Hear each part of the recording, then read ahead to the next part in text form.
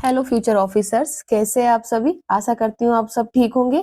आज हम MPSI prelims 2025 के जो हिस्ट्री के हम लोग डिटेल पीवाईक्यू देख रहे थे, उन्हीं हम एलिमिनेशन मेथड से देख रहे हैं, जिसमें आपको सोर्स भी बताऊंगी मैं कौन से सोर्स से क्वेश्चंस आ रहे हैं, आपको कौन सी बुक लिस्ट फॉलो करनी है। ठीक है, तो ये हमारा हिस्ट्री में फाइनल पार्ट होने वाला है। इससे पहले मेरी 3 क्लासेस और आ चुकी हैं हिस्ट्री के ही पीवाईक्यू पे। यदि आपने वो नहीं देखा है तो जरूर जाकर देखें। तो आज हम हिस्ट्री के पीवाईक्यू को डिटेल में करने वाले हैं। तो चलिए आज का शुरू करते हैं। आज की क्लास में हमारा पहला क्वेश्चन ये होने वाला है कि अशोक के बाद उल्लिखित 6 फुट ऊंचे राजा कमजोर शासकों की एक श्रृंखला को संदर्भित करते हैं। उनके विशाल राज्य पर नियंत्रण रखने में असमर्थता का प्रमुख परिणाम निम्नलिखित में से कौन सा था। आपको ये क्वेश्चन में ये समझना है कि पूछा क्या है अशोक के बाद। जैसे अभी लास्ट वीडियो में भी हमने समझा था, उसमें पूछा था मौर्य से पहले, मतलब जो शक्तिशाली शासक क्या होता है, क्वेश्चन में हमें लगता है कि अशोक के बारे में पूछा है।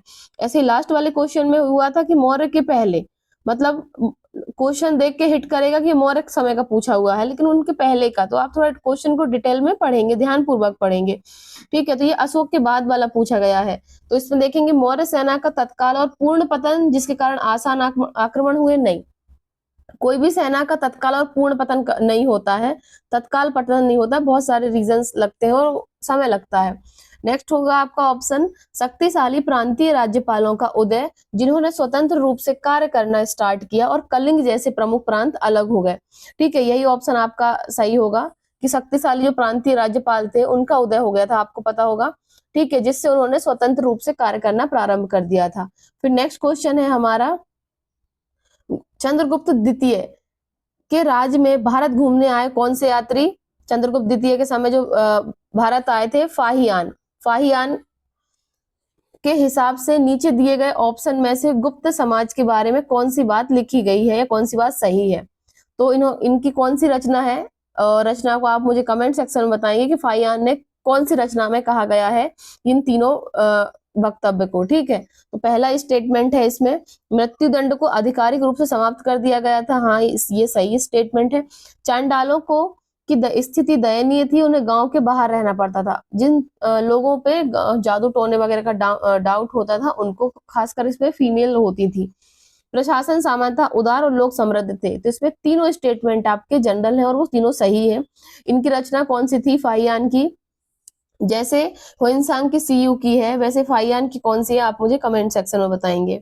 ठीक है, नेक्स्ट क्वेश्चन है आपका मैच द फॉलोइंग क्वेश्चन है। इसमें एक बनेगा तो आपसे सारे बन जाएंगे। ठीक है, मैच द फॉलोइंग क्वेश्चन में आपका ये है, पहले पूछा गया है अबुल फजल। ये आप ऑप्शंस देखेंगे ना तो ज्यादातर अकबर के समय की रचनाएं हैं। ठीक है, तो आप यहाँ पे कंफ्यूज हो सकते हैं कि सारी तो अकबर के लिए हैं, फिर हो कौन सा सकता है। तो ठीक है, इसमें हमको देखना पड़ेगा। पहला है आपका अबुल फजल। तो अबुल फजल का हमको ये देखना पड़ेगा कि उसने क्या बताया। तो आपको पता है रत्नों में से एक थे। ठीक है, अबुल फजल का जाएगा अकबर की महिमा मंडित विस्तृत और आधिकारिक जीवनी। जो अबुल फजल ने ही लिखी है अकबर की जीवनी, उसका नाम क्या है, अकबर नामा। क्या नाम है उनका, अकबर नामा। तो फर्स्ट का हो जाएगा सी। तो फर्स्ट का सी हमें कौन कौन से ऑप्शन में मिलेगा ये देख लेते हैं हम। इसमें नहीं है, फोर्थ में, थर्ड में है। तो ये ऑप्शन भी एलिमिनेट हो जाएगा और आपका नीचे वाला भी एलिमिनेट हो जाएगा। अब देखना है हमको फर्स्ट का सी, दोनों में है। फिर कॉमन क्या है, कोई से भी कॉमन नहीं है, सिर्फ एक ही कॉमन था, फर्स्ट का सी। अब और ऑप्शन पे भी जाना पड़ेगा हमें। जैसे फिर सेकंड है बदायूनी, राजशास्त्र और राजसत्ता पर एक सैद्धांतिक ग्रंथ जिसमें उलेमा की सर्वोच्चता पर बल दिया गया है। तो फिर नेक्स्ट देखते हैं आपका जियाउद्दीन बर्नी। तो जियाउद्दीन बर्नी वाले में देखेंगे। ठीक है, ऑप्शंस देख लेते हैं पहले। व्यापक इतिहास अकबर के बारे में, मुस्लिम वंश को कवर करता है। तो ये जो है सभी मुस्लिम को कवर करेगा। ये आ जाएगा आपका जियाउद्दीन बर्नी का। ठीक है, तो निजामुद्दीन अहमद का, निजामुद्दीन अहमद ने क्या है, अकबर के शासन तक सभी मुस्लिम वंशों को कवर किया है। तो हो जाएगा फोर्थ का डी। फोर्थ का डी आपका इसी ऑप्शन में है, तो ये आप ऑप्शन सही हो जाएगा। तो फिर ऑटोमेटिक क्या हो जाएगा आपके, बदायूं वाले का आलोचनात्मक रूढ़िवादी हो जाएगा, जो धार्मिक नवाचारों के प्रति गहरी शत्रुता रखता है। तो इनकी एक रचना है आपकी कौन सी, मुंतखाब तारीख। ठीक है, फिर आता है आपको जियाउद्दीन बर्नी। जियाउद्दीन बर्नी का है बी। तो राजशास्त्र और राज्य सत्ता पर एक सैद्धांतिक सिद्धांत है किसका, जियाउद्दीन बर्नी का, जिसमें उलेमा की सर्वोच्चता पर बल दिया गया है। आपने एक रचना सुनी होगी इसमें, फतवाए जहांदारी। कौन सी रचना, फतवाए जहांदारी। तो फतवाए जहांदारी किसकी है, जियाउद्दीन बर्नी की है। उसी में ही आपको ये सारे उलेमा की सर्वोच्चता पर बल दिया गया है। तो ये वाला ऑप्शन आपका हो जाएगा सही। एक बनेगा तो आप सारे एलिमिनेट कर सकते हैं। नेक्स्ट ऑप्शन में देखेंगे हम, ये भी मैच द फॉलोइंग वाला क्वेश्चन है, इसमें कौन सा विकल्प सही चुनना है। तो इसमें देखेंगे हम, देखो यदि आपको ये नहीं भी पता है तो हम ट्राई करते हैं कि बन कैसे सकता है। जैसे आपको पहले इस साइड वाले देखने हैं, कौन से, फर्स्ट, सेकंड, थर्ड, फोर्थ, ठीक है। तो इसमें एक मिनट है ना, ए बी सी डी से पढ़ते हैं क्योंकि उन्होंने नंबरिंग अलग दी है। तो ए बी सी डी को पहले देख लेंगे हम, डी, है ना। तो गुरु नानक के बारे में, जापजी साहिब और गुरु ग्रंथ साहिब, तो आपको सबको पता है बी का 3, बी का 3 हो जाएगा। यहाँ पे गुरु नानक को हम किससे जोड़ देंगे, गुरु ग्रंथ साहिब से। अब इसमें एक वर्ड लिखा हुआ है, कौन सा, बहदत उल वजूद, मतलब ये अरबी वर्ड है या, ठीक है। तो हम देखेंगे इनसे मिलता जुलता शब्द कौन सा है, तो ये हो जाएगा आपका इब्न अरबी। तो ये 2 का क्या हो जाएगा, डी। फिर बचता है आपका चैतन्य महाप्रभु, आपको सबको पता है संकीर्तन में जाएगा, तो ए का हो जाएगा क्या, ए का हो जाएगा 4। फिर बचता है आपका कायक और ईस्टलिंग, ये आपका आ जाएगा बसवन्ना, ठीक है। वीर शैव संप्रदाय के हैं ये दोनों, तो याद रखिए वीर शैव संप्रदाय से आपके हर एक शिफ्ट में क्वेश्चंस आए हैं, तो थोड़ा ध्यान पूर्वक पढ़िएगा। तो फर्स्ट का क्या हो जाएगा आपका, फर्स्ट का सी। तो फर्स्ट का सी, बी का 3, 2 का डी, ये कौन से ऑप्शन में है, तो ये है आपका कौन से ऑप्शन में हो जाएगा, ठीक है, या इसका ये आंसर हो जाएगा, ठीक है। ध्यान पूर्वक देखिएगा, ए का 4, बी का 3, ठीक है। ए का 4, बी का 3 आपका किस में है, तो इस ऑप्शन में ही है, ठीक है। नेक्स्ट है आपका क्वेश्चन, भारत में पवित्र स्थल के विकास के संबंध में निम्नलिखित कथनों पर विचार कीजिए। इसमें पहला देखना क्या है कि कौन सा सही पूछा गया है, ठीक है। तो गर्भगृह को एक आदिम ब्रह्मांडीय गुफा के रूप में देखने की अवधारणा का सबसे प्रारंभिक वास्तुशिल्पीय रूप अजीबक और बौद्ध चट्टानों को काटकर बनाए गए चैत्य कक्षों में मिलता है, जो हिंदू मंदिर के से पहले के हैं। आपको पता होगा जो हिंदू गुफा वगैरह को जो काटकर बनाए गए हैं, पहले ऐसा हिंदू में नहीं मिलता है, ये सबसे पहले बौद्ध धर्म में ही आया है। और खासकर चैत्य, आपको पता होगा कि चैत्य जो होते हैं जहाँ पे पूजन करते हैं, ठीक है, जो बौद्ध भिक्षु होते हैं उसमें 2 संरचनाएं होती हैं, चैत्य होती है गुफाएं, और होती है कौन सी, बिहार। तो चैत्य में पूजन पाठ होता है और बिहार में बौद्ध भिक्षु रहते थे, ठीक है। ये 2 टर्म याद रखिएगा, चैत्य और बिहार। तो ये चैत्य कक्ष मिलते हैं आपको, ये है चट्टानों को काट कर बनाए जाते थे, ठीक है। तो ये स्टेटमेंट आपका सही हो जाएगा। नेक्स्ट है स्तूप के, जब फर्स्ट स्टेटमेंट सही होगा तो हम इसमें एलिमिनेशन देख सकते हैं कौन सा होगा। तो जब फर्स्ट स्टेटमेंट सही है तो 2 वाला कट हो जाएगा, ठीक है। अब हमें 1 2 1 3 और 1 2 3 पढ़ना है। तो नेक्स्ट है इसमें स्तूप का गुंबद आकार, ठीक है। स्तूप का गुंबद ब्रह्मांडीय पर्वत मेरु का प्रतीकात्मक प्रतिनिधित्व था, ये गलत है। ये पर्वत का प्रतीकात्मक नहीं है, ये आकाश को रिप्रेजेंट करता है, ठीक है, मतलब आकाश को रिप्रेजेंट करेगा। तो आपका ये सेकंड नंबर का हो जाएगा गलत।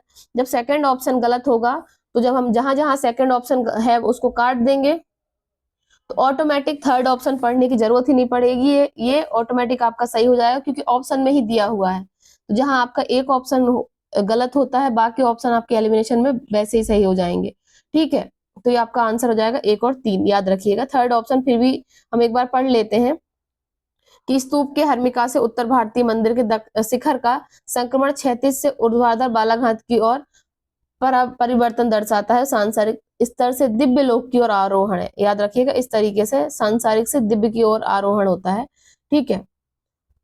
सांची स्तूप आपने देखा होगा, इस तरीके से जो इसके ऊपर ये बना हुआ ये कहलाती है हर्मिका, ठीक है। ये आकृति हर्मिका कहलाती है आपकी, देख लीजिएगा। नेक्स्ट है आपका क्वेश्चन, प्रारंभिक वैदिक काल के राजनीतिक जीवन से संबंध में निम्नलिखित कथनों पर विचार कीजिए। दिए गए कथनों में से कौन सा सही है, तो कौन सा सही है, तो राजा का अधिकार पूर्ण और निर्विवाद था, उसे पृथ्वी पर एक दिव्य प्रतिनिधि माना जाता था। तो ये आपका आ जाएगा, इसमें पूर्ण और निर्विवाद नहीं था भाई, तो ये राजनीतिक काल से ये ऑप्शन आपका गलत हो जाएगा। जब ये ऑप्शन गलत तो ये भी गलत हो जाएगा। फिर है सभा और समिति दो शक्तिशाली सभाएं थी, जबकि बिदत का महत्व नगर था और वह केवल, तो जहां मैंने बताया है आपको केवल, पूर्ण, कभी नहीं, इस तरीके के जो शब्द आते हैं या सर्व, ये गलत होते हैं। ठीक है, कभी नहीं, इस तरीके के शब्द जो होते हैं ज्यादातर वो गलत होते हैं हिस्ट्री में। ठीक है, तो वह केवल आर्थिक भूमिका नहीं निभाती थी, वो राजनीतिक भूमिका भी निभाती थी, तो ये ऑप्शन भी गलत। फिर गविष्टि के बारे में बहुत आ चुका है, ये गाय के लिए युद्ध होता था, तो तीनों ऑप्शन गलत है। तो पूछा था सही कौन सा है, तो सही हो जाएगा इनमें से कोई भी नहीं सही है, सारे स्टेटमेंट गलत है। अब आएगा मध्यकालीन भारत में जित्तल शब्द किसके लिए प्रयुक्त होता था। तो महाभारत का मध्यकालीन भारत में जित्तल शब्द जो प्रयोग हुआ है वो हुआ है आपका किसके समय पे, ये हुआ है आपका इल्तुतमिश के टाइम पे। ठीक है, ये सिक्का था एक और वो तांबे का था, याद रखिएगा, जित्तल। ठीक है, इन्होंने चांदी का टका चलवाया था और तांबे का जित्तल, याद रखना, किसने, इल्तुतमिश ने।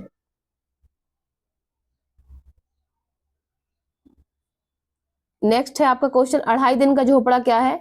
तो आपने शायद सुना होगा, अढ़ाई दिन का झोपड़ा क्या है, एक मस्जिद है। ठीक है, और ये है कहाँ पे, ये आपके अजमेर में है, याद रखिएगा कहाँ पर है ये, अजमेर में है। पहले ये माना जाता था कि संस्कृत क्या ये सरस्वती जी का मंदिर था जिसे राजा भोज ने बनवाया था, इसे बाद में इसको कन्वर्ट कर दिया गया था किसमें, मस्जिद में। अढ़ाई दिन का झोपड़ा कुतुबुद्दीन ऐबक ने बनवाया था इसको। ठीक है, याद रखिएगा। फिर नेक्स्ट क्वेश्चन है हमारा, मेट्रो मेट्री लोकल रेसिडेंस शब्द का क्या अर्थ है, ये सोशियोलॉजी का टर्म है वैसे। ठीक है, ये इसमें इसका ऑप्शन एक दो टाइप के लोकल रेसिडेंस होते हैं, एक पैट्री लोकल और एक मैट्री लोकल। पैट्री लोकल में वो होता है जिसमें शादी होने के बाद वधु वर के घर जाती है, लेकिन मैट्री लोकल में क्या होता है, वर आता है वधु के घर, मतलब इसमें घर जमाई वाला कॉन्सेप्ट होता है मैट्री लोकल में। ठीक है, ये कुछ ट्राइब्स वगैरह में है ये प्रचलन, और ये नॉर्थ ईस्ट में है ये प्रचलन। ठीक है, गारो खासी जयंतिया में मैट्री लोकल रेसिडेंस। तो इसमें आ जाएगा विवाह के बाद स्त्री का अपने पति के घर में रहना, नहीं, विवाह के बाद स्त्री का अपने मायके में ही रहना। ठीक है, जिसमें पति भी वहीं रहता है, याद रखिएगा, ये मैट्री लोकल कहलाता है। नेक्स्ट है आपका, कौन से दो चिश्ती संत एक ही वर्ष में निधन हुए थे। तो ये आएगा आपका, इनका निधन एक ही उसमें हुआ था। तो ठीक है, तो इसका ऑप्शन आंसर हो जाएगा आपका ख्वाजा कुतुबुद्दीन बख्तियार काकी और शेख फरुद्दीन गजे सकर। ठीक है, इनका जो निधन है वो एक ही साल में हुआ था, लगभग 1236 में। अब हम नेक्स्ट शिफ्ट के क्वेश्चन देखते हैं। अब हमारे नेक्स्ट शिफ्ट के क्वेश्चन हैं कि 1857 के विद्रोह के संबंध में बहादुर शाह जफर का जो प्रोक्लेमेशन घोषणा आया था वो किस उसमें है। ठीक है, तो इसको पहला स्टेटमेंट है, इस देखो इस टाइप के क्वेश्चंस टफ होते हैं थोड़ा सा डील करने में, लेकिन यदि हम थोड़ा ध्यान पूर्वक पढ़ेंगे तो ये एलिमिनेशन मेथड के द्वारा इनसे आंसर्स निकल जाता है। इसमें विद्रोहियों की परिषद ने तैयार किया था, जिसमें ब्रिटिशों को भारत से बाहर निकालकर मुगल सम्राट के अधीन एक हिंदू राज्य स्थापित करने की स्पष्ट घोषणा की गई थी। आप खुद सोचिए, 1857 में क्या हिंदू राष्ट्र जैसी कोई संकल्पना एग्जिस्ट करती थी, नहीं। उस समय हमारा एक ही उद्देश्य था कि हमको ब्रिटिशर्स को भारत से बाहर निकालना है, और मुगल सम्राट के अधीन एक हिंदू राज्य कैसे स्थापित हो सकता है। ठीक है, तो इस तरीके से आप थोड़ा सा ध्यान पूर्वक पढ़ेंगे तो ये ऑप्शन आपको समझ में जाएगा। तो ये स्टेटमेंट हो गया आपका कैसा, गलत। अब पूछा है आपका सही नहीं है, मतलब गलत कौन सा है, तो एक तो निकल गया। ठीक है, तो जिसमें एक नहीं है वो ऑप्शन आपके हो जाएंगे कट। अब ऑटोमेटिक आपका दूसरा स्टेटमेंट मीन सही है, तो आपको पढ़ना है आपको कौन सा, थर्ड नंबर का। फिर भी देख लेते हैं सेकंड। इसमें हिंदू और मुस्लिम दोनों सम्राट के ध्वज के नीचे एकजुट होने की अपील की गई थी तथा सभी धर्मों का सम्मान करने तथा धार्मिक प्रथा में हस्तक्षेप न करने का वादा किया गया था, ये सही है। पूछा क्या गया है, कौन सा सही नहीं है, मतलब कि पूछा गया है आपसे गलत पूछा गया है, तो ये तो सही है, इसलिए वो ऑप्शन में कट भी हो गया था। फिर थर्ड देखना है कि इस घोषणा ने सिपाही विद्रोह से एक राजनीतिक युद्ध की ओर एक औपचारिक परिवर्तन को चिन्हित किया था, जिसका उद्देश्य ब्रिटिश पूर्व सत्ता संरचनाओं की पुनर्स्थापना था। तो इस स्टेटमेंट भी कैसा हो जाएगा आपका, ठीक है, सही हो जाएगा। तो ये उसमें हो जाएगा आपका 2 और 3 दोनों। इसमें पूछा सही नहीं है, गलत कौन सा है, तो गलत हो जाएगा मात्र एक। ठीक है, केवल एक गलत हो जाएगा आपका। ठीक है, ये एनसीईआरटी में दिया हुआ है आपकी 12th की में। ठीक है, फिर नेक्स्ट क्वेश्चन है आपका, 1857 के संदर्भ में बहावी आंदोलन की भूमिका से संबंधित निम्नलिखित कथनों पर विचार कीजिए। तो जो बहावी आंदोलन है आपका वो हुआ था आपका कहाँ पे, सर सैयद अहमद बरेलवी के नेतृत्व में 1857 ये हुआ था आपका, ठीक है। 1857 से पहले ही पंजाब में सिखों के विरुद्ध जिहाद छेड़े हुए थे, ये बात सही है कि इन्होंने पंजाब में भी किया हुआ था, लेकिन ब्रिटिशर्स ने उनको दबा दिया था पंजाब में, इसलिए बहावी आंदोलन के जो लोग हैं वो ब्रिटिशर्स से वहां पे उस समय चिढ़ते थे। तो ब्रिटिश विरोधी उग्रवादी भावना पहले से मौजूद थी, तो ये कथन आपका सही है। इसमें पूछा भी यही है कौन सा सही है, तो जब पहला स्टेटमेंट आपका सही निकल गया तो ये ऑप्शन आपका क्या हो जाएगा, कट हो जाएगा, ठीक है, ये ऑप्शन कट होता है आपका। तो जब हम आते हैं 1857 के बाद ब्रिटिश ने बहावी आंदोलन को सीधे विद्रोह से जोड़ दिया था और बड़े पैमाने पर दमन अभियान चलाया, जिसका चरम सैयद अहमद बहलवी के उत्तराधिकारी बियायत अली के मुकदमे में देखा गया था, ठीक है। तो ये ऑप्शन आपका गलत हो जाएगा, ये उनके उसमें नहीं था, ये सर सैयद अहमद के उसमें ही था, ठीक है। बहावियों ने दिल्ली लखनऊ में विद्रोह के लिए औपचारिक आधार पर कई सैन्य नेताओं प्रदान किए थे, ये बात सही है। दिल्ली, लखनऊ, इलाहाबाद इस जगह पर उन्होंने सैन्य नेता प्रदान किए थे। तो कौन सा सही है, फर्स्ट और थर्ड, तो ये सेकंड गलत है, ये दोनों ऑप्शन भी गलत हो जाएंगे। फिर नेक्स्ट क्वेश्चन है आपका, ये मैच द फॉलोइंग के हर एक शिफ्ट में क्वेश्चन पूछे गए हैं, तो आप ये जरूर देखिएगा, ठीक है। इसमें है अभिज्ञान शकुंतलम, आप सबको पता है अभिज्ञान शकुंतलम किसका है, कालिदास का है, तो ए का हो जाएगा आपका 4। ए का 4 कौन कौन से ऑप्शन में है, ए का 4 आपके 3 ऑप्शन में है। फिर जाएगा चाणक्य की कूटनीति पर आधारित एक राजनीतिक नाटक। फिर यदि हम सेकंड पढ़ेंगे, अभिज्ञान शकुंतलम का तो हो गया कालिदास। फिर हम देखते हैं पंचतंत्र, हमने बचपन से स्टोरी सुनी है। पंचतंत्र क्या होता है, पंचतंत्र है एक आम जीवन पर केंद्रित सामाजिक नाटक है, संस्कृत भाषा का एक शब्दकोश या फिर ये कोश, ठीक है। ये कहानी है मेनली, ठीक है। तो फिर ये हो जाएगा। फिर अमर थर्ड नंबर का जो है आपका ये पंचतंत्र। फिर आपका मुद्रा राक्षस, तो मुद्रा राक्षस क्या है आपके, एक सेकेंड है ना, म्यूट हो गया, इसको देख लेते हैं फिर से वापस से, वीडियो स्टार्ट नहीं हो पाई थी एक्चुअली, ठीक है। तो ए का क्या हो जाएगा आपका, ए का हो जाएगा आपका 4 यहाँ पे, तो ए का 4 इसी ऑप्शन में है। फिर हम देखेंगे सेकंड नंबर का जो है आपका पंचतंत्र, तो पंचतंत्र आम जीवन की केंद्रित एक सामाजिक नाटक है, हमने ये पढ़े हुए हैं स्टोरी, जिनसे सीख मिलती थी हमें बचपन में, ये विष्णु शर्मा की स्टोरीज है, ठीक है। फिर हम आपका मुद्रा राक्षस, तो मुद्रा राक्षस आपके चाणक्य की कूटनीति पर आधारित है, तो सी का 1, बी का 3 इसी ऑप्शन में है फर्स्ट में, तो ये आपका आंसर हो जाएगा सही। नेक्स्ट हम देखेंगे दिल्ली सल्तनत काल की वास्तुकला में सांस्कृतिक संश्लेषण के संबंध में कथनों पर विचार कीजिए। तो ये हमको देखना है कि सच्चे मेहराब और गुम्बद का प्रयोग भारत में तुर्क शासकों ने शुरू किया था, तो ये आपको पता है गुम्बद और जो मेहराब है तुर्क ने नहीं किया था, किसने किया था, मुगलों ने किया था। तो जब आपका पूछा है सही कौन सा है, तो फर्स्ट स्टेटमेंट आपका गलत है, तो फर्स्ट स्टेटमेंट आपका गलत है, तो ये भी गलत, ये भी कट और ये भी कट। ऑटोमेटिक आपका सेकंड और थर्ड ऑप्शन हो गया सही, पढ़ने की भी जरूरत नहीं, लेकिन हम पढ़ लेते हैं, पूछा गया था कौन से सही है, तो आपको पता चल गया कि ऑटोमेटिक आपका सेकंड और थर्ड नंबर का सही रहेगा, ठीक है। तो एक ऑप्शन से ही आप बाकी के ऑप्शंस पर पहुंच जाते हैं।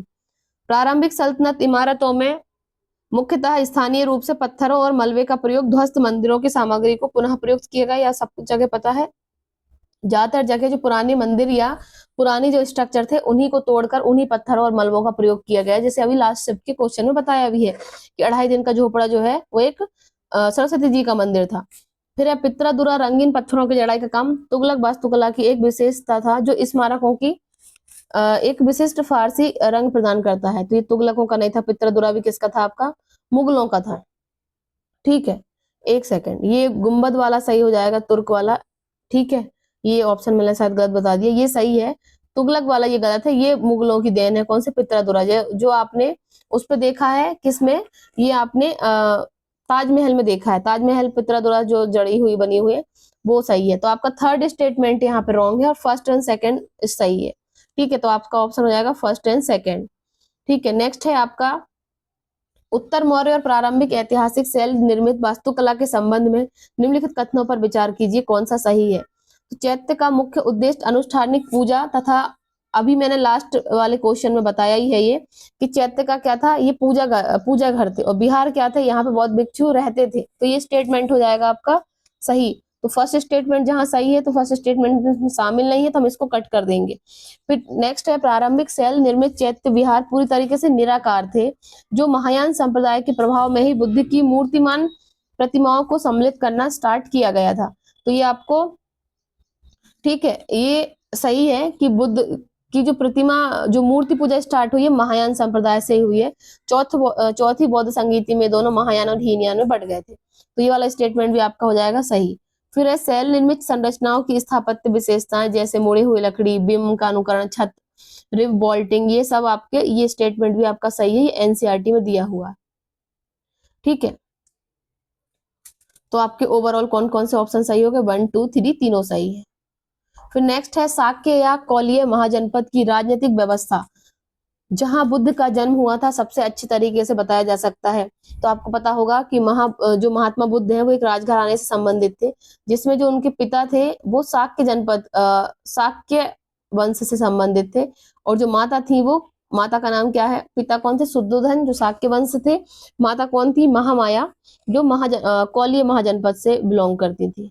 ठीक है, अब इनके बारे में देखना है कौन सा ज्यादा अच्छे से बताता है। तो आपको ये पता होगा कि ये अल्पतंत्र या गण थे, ठीक है, जहां पर सभी निर्णय सार्वजनिक सभा में लिए जाते थे। यही ऑप्शन आपका क्या हो जाएगा? सही हो जाएगा। नेक्स्ट क्वेश्चन है आपका, थियोसॉफिकल सोसाइटी ऑफ इंडिया की जो नेता है श्रीमती एनी बेसेंट। ठीक है, एनी बेसेंट कौन थी? एक एनी बेसेंट रहती वैसे लंदन में थी, लेकिन इनका मतलब जो मूल परिवार था वो आयरिश था। ठीक है, तो ये कौन से उसमें, ये एनसीईआरटी में मेंशन है एक बॉक्स में। ठीक है, तो ये कैसे एक आयरिश महिला थी, ये 1893 में भारत आई थी आपकी। ठीक है, और 1889 में ये 89। ठीक है, इसमें ये थियोसॉफिकल सोसाइटी से जुड़ी हुई थी। आप मुझे बताएंगे कि थियोसॉफिकल सोसाइटी की स्थापना कब हुई थी? कमेंट सेक्शन में बताइएगा। फिर नेक्स्ट क्वेश्चन है, कुछ विद्वानों के अनुसार तदफ़ शब्द किस शब्द से निकला है जिसका अर्थ होता है ऊन? ये भी आपका एनसीईआरटी में गिवन है। ठीक है, तदस्सुफ शब्द जो है वो आपके सूफ शब्द से बना है। जहाँ पे आप सूफी आंदोलन और भक्ति आंदोलन को पढ़ेंगे वहीं पे ये बॉक्स में लिखा हुआ है। ये छोटे छोटे से बॉक्स में ना आपकी बहुत सारी जानकारी है 11th और 12th की एनसीईआरटी में, उन्हीं से ही आपके ज्यादातर क्वेश्चंस पूछे गए हैं। तो आप 11th 12th की एनसीईआरटी पूरी ना पढ़ के, जैसे टाइम का शॉर्टेज है तो उसमें यदि आप बॉक्स वाली जो डिटेल्स पढ़ेंगे ना तो भी हो जाएगा। जैसे मैंने अभी प्लान किया है कि मैं आपके लिए ज्योग्राफी की सीरीज स्टार्ट करने वाली हूँ, थोड़ा सा टाइम उस पर बैकएंड पे काम चल रहा है, वो जल्द ही स्टार्ट हो जाएगी आपके शॉर्ट नोट्स के द्वारा। ऐसे ही मैं आपके हिस्ट्री की जो बॉक्स वाली डिटेल्स है मैं वो आपको करवा दूंगी। कमेंट सेक्शन में बताइएगा कि करना है स्टार्ट या नहीं करना है। ठीक है, ज्यादा डिमांड रहेगी तो ही हम इस सीरीज को स्टार्ट करेंगे। नेक्स्ट है, अबुल हसन उल हजूरी किस नाम से अधिक प्रसिद्ध थे? तो ये आ जाएगा आपका, किस नाम से प्रसिद्ध थे? तो ये थे आपके दाता साहिब या फिर दातागंज बख्श। ठीक है, ये थे आपके, याद रखिएगा। ठीक है, नेक्स्ट क्वेश्चन है आपका, कॉलिन मैकेंजी का जन्म किस वर्ष में हुआ था? तो Colin McKenzie surveyor of India कब बने थे? ये क्वेश्चन भी आ चुका है। ये कब बने थे? लास्ट शिफ्ट में ये क्वेश्चन है आपका। तो ये बने थे 1815 में, सर्वेयर ऑफ इंडिया। ठीक है, और अभी पूछा है उनका जन्म, तो जन्म हुआ था आप इनका 1754 में। कब हुआ था जन्म? 1754 में इनका जन्म हुआ था। ये दोनों क्वेश्चंस आ चुके हैं आपके।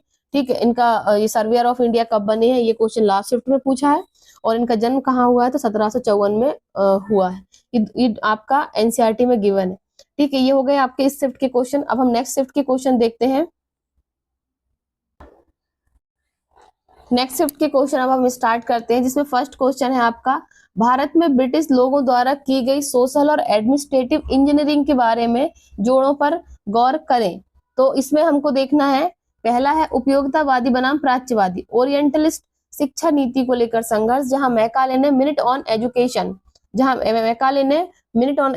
आपको पता है मैकाले का भी आया है, आप देखिए कब आया, 1854 में। ठीक है, तो ये ने जोन्स और कोलब्रुक द्वारा संस्कृत तथा अरबी शिक्षा के प्रोत्साहन पर विजय प्राप्त की। ये स्टेटमेंट आपका सही है। फिर आता है इल्बर्ट बिल 1883 में। ठीक है, इल्बर्ट बिल जो आता है आपका 1883 में, उसमें क्या है, ब्रिटिश के गहरे नस्ली अहंकार को उजागर करता है, क्योंकि इसने भारतीय न्यायाधीशों को यूरोपियनों पर मुकदमा चलाने की अनुमति देने का प्रस्ताव था, जिसमें भारतीय समुदाय ने तीव्र विरोध किया। ये भी सही है आपका। फिर थर्ड है criminal tribes act 1871, safety valve सिद्धांत का प्रत्यक्ष प्रमाण जिसके तहत संपूर्ण समुदाय को जन्मजात अपराधी घोषित कर दिया गया था ताकि संभावित विद्रोहों को पहले ही दबाया जा सके। तो ये स्टेटमेंट आपका गलत है। सेफ्टी वॉल सिद्धांत आपका आया था 1885 में। कब आया था? 1885 में। तो ये ऑप्शन आपका गलत हो जाएगा। तो पहला और दूसरा ही सही है बस, ठीक है। थर्ड आपका गलत है, तो ये ऑप्शन कट हो जाएंगे, ठीक है। फिर नेक्स्ट क्वेश्चन है इसमें कि प्रारंभिक वर्धन पुष्यभूति वंश के संबंध में निम्नलिखित कथनों पर विचार कीजिए। इसमें है वे प्रारंभ में गुप्त साम्राज्य के अधीन थे, ये सही है। कन्नौज के मौखरी वंश के साथ विवाह संबंध प्रभाकर वर्धन के समय संपन्न हुआ था, ये स्टेटमेंट भी सही है। फिर आता है, देखो जब दोनों सही है तो ये ऑप्शन भी कट हो जाएगा और ये ऑप्शन भी कट हो जाएगा, क्योंकि इसमें एक नहीं है और इसमें दो नहीं है, ठीक है। फिर नेक्स्ट ऑप्शन है वंश की राजधानी थानेसर हर्ष के शासनकाल में कभी भी प्राथमिक राजनीतिक केंद्र के रूप में स्थापित नहीं हुई, ये गलत है, क्योंकि हर्ष की राजधानी थानेसर भी रही है और कन्नौज भी रही है, तो ये तो थी, ठीक है। तो ये स्टेटमेंट हो जाएगा आपका गलत। तो थर्ड नंबर का गलत हो जाएगा। तो थर्ड कहां पर है? इसमें है ऑप्शन में और इसमें है, तो पहला और दूसरा ऑप्शन आपका सही हो जाएगा। फिर नेक्स्ट क्वेश्चन है आपका, इसमें से कौन सा सही है? पूछा क्या गया है आपसे, कौन सा सही है? कथन है आपका, कथन पूछा गया है फिरोज शाह तुगलक का इक्ता को वंशानुगत बनाने का निर्णय उनके पूर्व प्रतियों की नीतियों से एक बड़ा विचलन था, उनकी मृत्यु के बाद सल्तनत के तीव्र विघटन का कारण बना। आपको पता होगा कि FST, जिसको फिरोज शाह तुगलक बोलते हैं, उन्होंने इक्तादारी व्यवस्था चलाई थी। इससे पहले ये वंशानुगत नहीं था, ताकि उनके फेवर में आ जाए उनके राज्य में रहने वाले लोग, इसलिए ये इन्होंने परंपरा चलाई थी। कौन सी? वंशानुगत स्टार्ट कर दिया था इक्तदारी को। कमेंट सेक्शन में बताएंगे कि इक्तदारी प्रथा को प्रारंभ किसने किया था। इन्होंने तो उसे वंशानुगत बनाया था, लेकिन प्रारंभ किसने किया था? तो ये स्टेटमेंट आपका सही हो जाएगा। फिर कारण है, यह नीति पुरानी स्थापित तुर्की अमीरों आयान और कुदाम की निष्ठा प्राप्त करने की सोची समझी रणनीति थी, जिन्हें अलाउद्दीन खिलजी और MBT ने कठोर और केंद्रीय नीतियों से अलग थलग कर दिया था। देखो, ये उनके राज्य में ही रहते थे जो तुर्की अमीर थे वो, ठीक है। उनको इन्होंने, अलाउद्दीन खिलजी ने भी नाराज किया था और मोहम्मद बिन तुगलक ने भी किया था, इसलिए इन्होंने FST ने इनको क्या कर दिया, वंशानुगत पद बना दिया, ताकि वो उनके फेवर में हमेशा बने रहे। इसलिए A और R दोनों सही है, ठीक है, और सही स्पष्टीकरण भी है। नेक्स्ट क्वेश्चन है आपका, देखो मैं इसमें ज्यादा वो नहीं करवा रही और डिटेल इनके रिलेटेड फैक्ट नहीं बता रही हूँ। जब मैं अलग से हिस्ट्री की सीरीज स्टार्ट करूंगी उसमें आपके सारे फैक्ट बताऊंगी, क्योंकि यदि यहीं पे फैक्ट बताऊंगी तो वीडियो बहुत बड़ा हो जाएगा, ठीक है, उसकी लेंथ ज्यादा हो जाएगी। इसलिए मुझे ये पहले PYQ जल्दी से जल्दी कवर करने हैं, जिससे कि आपके एक बार ओवरऑल होलिस्टिक व्यू बन जाए PYQ पे कि किस टाइप के क्वेश्चंस आए हैं। उसके बाद जब हम टॉपिक्स को पढ़ेंगे तो आपको पता रहेगा कि हाँ ये क्वेश्चंस आए हुए हैं, इन पे इतना ध्यान देना है, ठीक है। फिर नेक्स्ट क्वेश्चन है आपका, सांची और बोधगया जैसे प्राचीन भारतीय धार्मिक स्थलों पर दान संबंधी अभिलेखों के बारे में विचार कीजिए। कौन से सही पूछा गया है? तो ये केवल, तो आपको पता है केवल वाला एक्सट्रीम शब्द गलत होता है, तो ये ऑप्शन कट हो जाएगा आपका केवल से। देखो, ये ऑप्शन कट, ये ऑप्शन कट, ये ऑप्शन कट, ऑटोमेटिक आपका सेकंड और थर्ड सही निकलेगा इस ऑप्शन से, ठीक है। यदि एक ऑप्शन गलत होता है तो हम उसके ऑप्शन पे एलिमिनेशन मेथड द्वारा देख सकते हैं कि कौन कौन से ऑप्शन आपके गलत होते हैं, ठीक है। तो आपको वहां से जानकारी मिल जाती है और आप इस तरीके से एलिमिनेशन मेथड का यूज करते हैं, ठीक है। तो आपका सेकंड और थर्ड पढ़ना भी नहीं पड़ेगा और ऑप्शन आपका सही हो जाएगा। इसमें देखेंगे, ठीक है, कि ये अभिलेख विश्वकर्मा और नगर श्रेष्ठ जैसे श्रेणियों के अस्तित्व और उनकी भूमिका के महत्वपूर्ण प्रदान देते थे, ये बात सही है। और ये पूरे बल्कि नहीं, मंदिर में नहीं बनते थे, द्वार, स्तंभ और फर्श जैसी पट्टिकाओं पर बनते थे, ठीक है। बोध गया के जो अभिलेख हैं उनमें दक्षिण पूर्व एशियाई राज्यों में दानों का दर्ज मिलता है, ये बात सही है आपकी, ठीक है। अलग अलग श्रीलंका और सुमात्रा जैसे दिए गए थे, इस तरीके से यहाँ से आपको पता चलेगा, ठीक है। तो फर्स्ट और सेकेंड और थर्ड आपका स्टेटमेंट सही है। नेक्स्ट क्वेश्चन आपका मैच द फॉलोइंग से है, तो इसमें आपको देखना है गंधार तक्षशिला, ये खैबर पख्तून पाकिस्तान में है, तो ये स्टेटमेंट आपका सही हो जाएगा। अवंती उज्जैन आपको पता है, मालवा, ये माँ आपका यहाँ कट गया है, मालवा है, ये मालवा मध्य प्रदेश में है। चेदी सुक्तिमती बुंदेलखंड उत्तर प्रदेश में है, आपको पता है बुंदेलखंड एरिया में है, और बुंदेलखंड आपका मध्य प्रदेश और उत्तर प्रदेश दोनों में शामिल है। कंबोज और राजगिरी आपका बिहार में है। तो आप कितने युग्म सही है? तो ये आपके सभी 4 युग्म सही है, चारों ही सही है। अब पूछा गया है लिंगराज मंदिर कहाँ है, तो लिंगराज मंदिर आपका कहाँ पर है? ये है आपका भुवनेश्वर में है लिंगराज मंदिर, याद रखिएगा, ठीक है, नेक्स्ट है आपका क्वेश्चन, हर्षवर्धन ने किस साम्राज्य के पतन के बाद शासन किया था? तो हर्षवर्धन ने आपके गुप्तों के बाद शासन किया था। किसके बाद? गुप्त काल के बाद। ये गुप्तोत्तर साम्राज्य में शामिल है आपका हर्षवर्धन। हर्षवर्धन से लगातार क्वेश्चंस आए हैं, ध्यानपूर्वक देखिएगा। इससे पहले मैंने आपका हिस्ट्री में जो मोस्ट इंपॉर्टेंट टॉपिक्स थे जिनसे क्वेश्चन पूछे गए वो वीडियो मैंने कंप्लीट करवाई हुई थी, आप वो जरूर देखें। उसको देखने के बाद ये वीडियो देखें तो आपको समझ में आ जाएगा कि हाँ, जो मैम ने बताया है वो हवा में नहीं बताया है। जो क्वेश्चंस जैसे जैसे आए हैं, जितना उनका वेटेज रहा है, उन्हीं के आधार पर मैंने एनालिसिस वीडियो को कंप्लीट किया था। इसमें नेक्स्ट देखेंगे कि किस शास्त्रीय ग्रंथ जीवक चिंतामणि संबंधित है, कौन से धर्म से? तो जीवक चिंतामणि जो है वो संबंधित है आपके कौन से? जैन धर्म से। आपके वो जैन धर्म से संबंधित है, याद रखिएगा, जीवक चिंतामणि। नेक्स्ट है आपका क्वेश्चन, महाबलीपुरम में रथ मंदिर किस पल्लव शासक के शासनकाल में बनाए गए थे? तो ये बनाए गए हैं आपके महाबलीपुरम में रथ मंदिर बनाए गए हैं नरसिंह वर्मन प्रथम के शासनकाल में।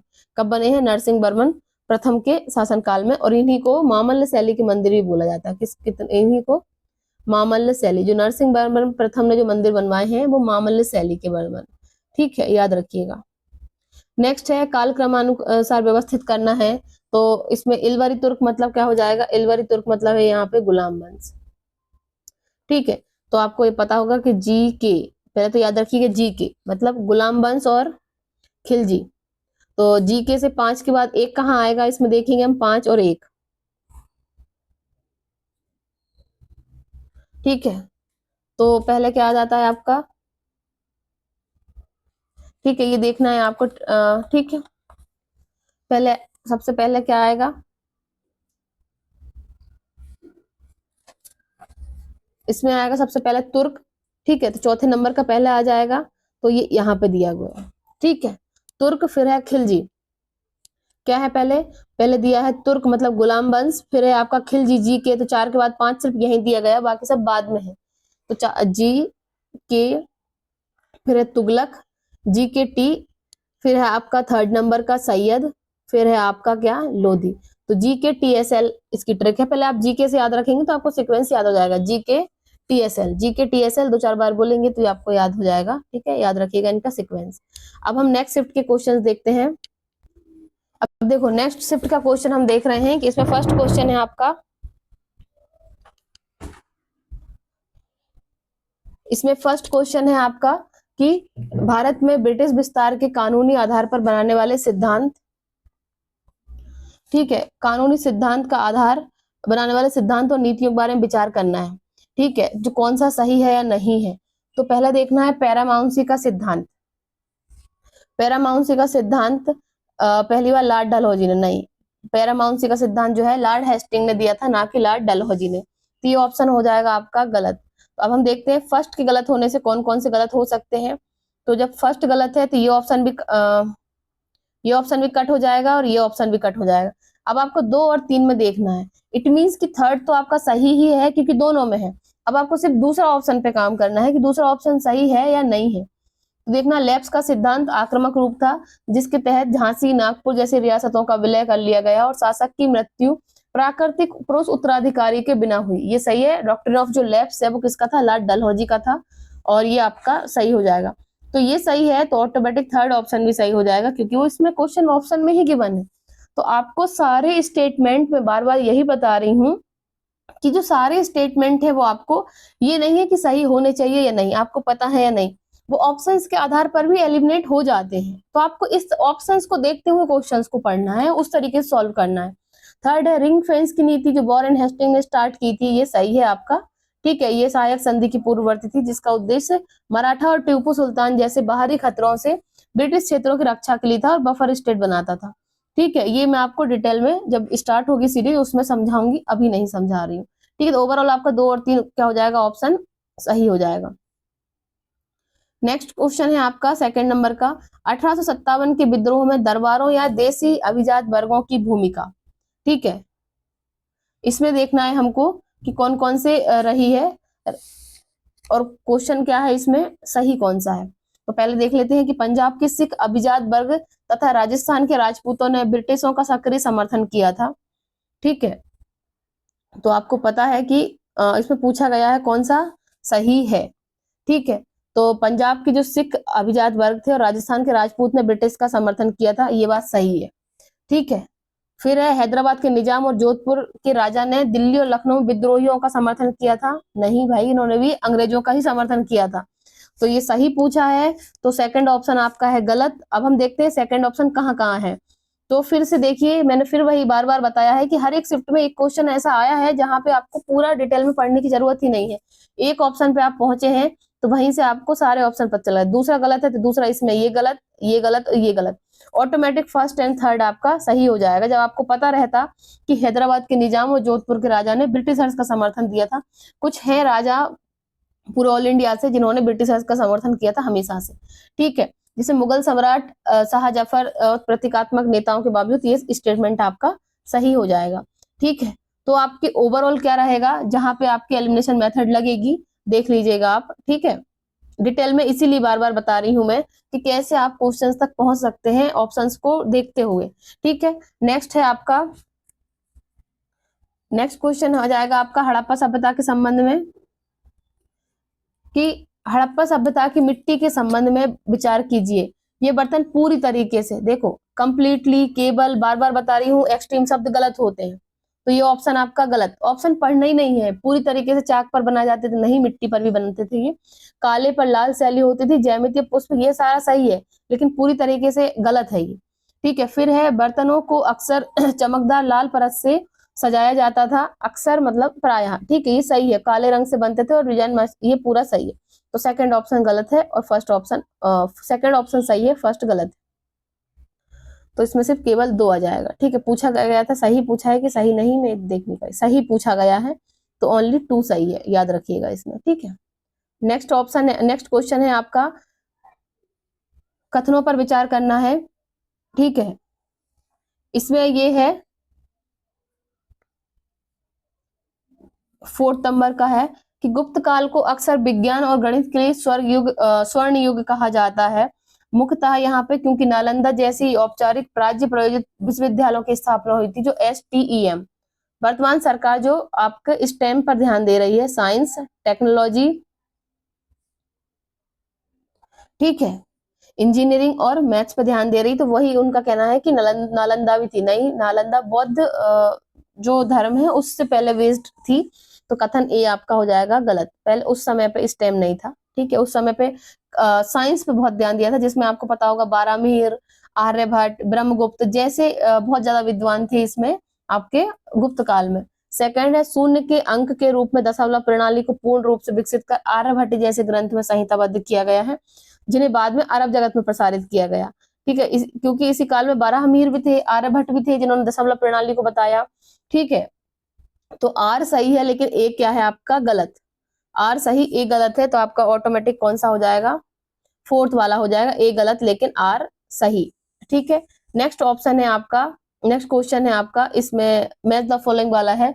तो जो बाणभट्ट का हर्षचरित है, ठीक है, बाणभट्ट का हर्षचरित जो आ जाएगा आपका गुप्त काल के समय का। ठीक है, फिर अंजुश्री, जो आर्य अंजुश्री जो मूल कल्प है, ये बौद्ध भविष्यवाणी है, ये सबको पता है। ठीक है, तो डी का हो जाएगा 4, तो ये यहीं कहीं दिया हुआ है। बाणभट्ट गुप्त काल का है ये, तो ये ए का हो जाएगा 1, तो यही ऑप्शन आपका सही हो जाएगा। इसमें मैच दिए हुए हैं, ठीक है, ए का 1, बी का 2, इस तरीके से दिए गए हैं। जो हेनसांग की सीयू की है, जो यात्रा वृतांत है, उसका नाम है सीयू की। जो भारत भ्रमण उन्होंने किया था, उसकी जो रचना है उसको बोला था इन्होंने क्या, सीयू की। जैसे अभी मैंने फाहियान का पूछा है आपसे कमेंट में कि फाहियान का यात्रा वृतांत क्या कहलाता है, जैसे हुइनसांग का सीयू की है वैसे फाहियान का क्या कहलाएगा। तो फिर ये थर्ड है बांसखेड़ा और मधुबन ताम्रपत्र, ये गुप्तकालीन का है, जिसमें सांस्कृतिक निरंतरता को दर्शाता है। ठीक है, तो ये आपका फर्स्ट का ये आपका पता चल जाएगा। यदि आप बौद्ध धर्म और जैन धर्म के प्रमुख ग्रंथ हैं, उनके नाम भी आप याद कर लीजिएगा, लगातार पेपर में पूछे जाते हैं, वो MPPSC हो या फिर व्यापम हो। तो इसमें यदि आपको सिर्फ आर्य मंजुकल्प भी पता होता कि बौद्ध का ग्रंथ है, तो इसमें चारों ऑप्शन में वो कहीं डी का 4 दिया ही नहीं है, तो डी का 4 सिर्फ एक ही में था, तो इससे भी आप आंसर्स मिला सकते थे। ठीक है, नेक्स्ट क्वेश्चन है आपका लंगर प्रणाली, जो सामुदायिक रसोई होती है, खाना सब लोग एक साथ खाते हैं, जिसमें प्रणाली जो अक्सर सिख परंपरा से जुड़ी होती है, पहले की मध्ययुगीन प्रथाओं में महत्वपूर्ण है। मतलब इससे पहले भी कभी स्टार्ट हुआ है क्या, ये उस तरीके का क्वेश्चन है। और इसमें देखना है कौन सा सही विकल्प है। तो पहले देखना है सूफी खानकाहों में विशेषकर चिश्ती सिलसिलों में परोसा जाने वाला भंडार या देग। ठीक है, तो ये सही है आपका। ठीक है, ये फर्स्ट ऑप्शन सही है, सूफी में होता था ऐसा। फिर है बल्लभ संप्रदाय द्वारा अपने भक्तों के लिए आयोजित सामुदायिक भोज, समरस बोलते हैं जिसको। ठीक है, तो ये आपका गलत हो जाएगा। ठीक है, नेक्स्ट है आपका, एक सेकेंड। ठीक है, ये आपका हो जाएगा गलत। फिर तीसरा है मंदिरों में प्रसाद वितरण जो वीर शैव मठों से जुड़ी सामुदायिक भोजन परंपरा बन गया। ठीक है, वीर शैव मठों से, वीर शैव संप्रदाय से ज्यादातर शिफ्ट में क्वेश्चन आए हैं, आप इसे देख लीजिएगा। तो फर्स्ट और जो थर्ड है वो सही है, बाकी सेकंड ऑप्शन गलत है। ठीक है, तो आंसर क्या हो जाएगा आपका, फर्स्ट और थर्ड। ठीक है, नेक्स्ट क्वेश्चन है आपका, भारत की शास्त्रीय नृत्य शैलियों के संदर्भ में निम्नलिखित कथनों पर विचार कीजिए। नीचे दिए गए कथनों में से कौन से सही हैं? तो सही बताना है आपको कि पहला ऑप्शन है आपका सत्रिया नृत्य। ठीक है, सत्रिया नृत्य कहाँ का है? असम का है, फेमस है आपका। जैसे असम का बिहू है वैसे ही बिहार सत्रिया भी है यहीं का। ये भक्ति आंदोलन से जुड़ा हुआ है और असम के वैष्णव संत शंकर देव द्वारा स्थापित किया गया था। ये 6th क्लास की एनसीईआरटी में दिया हुआ है ये सत्रिया नृत्य के बारे में। ठीक है, फिर है लास्य और तांडव के बीच मूलभूत अंतर। लास्य एक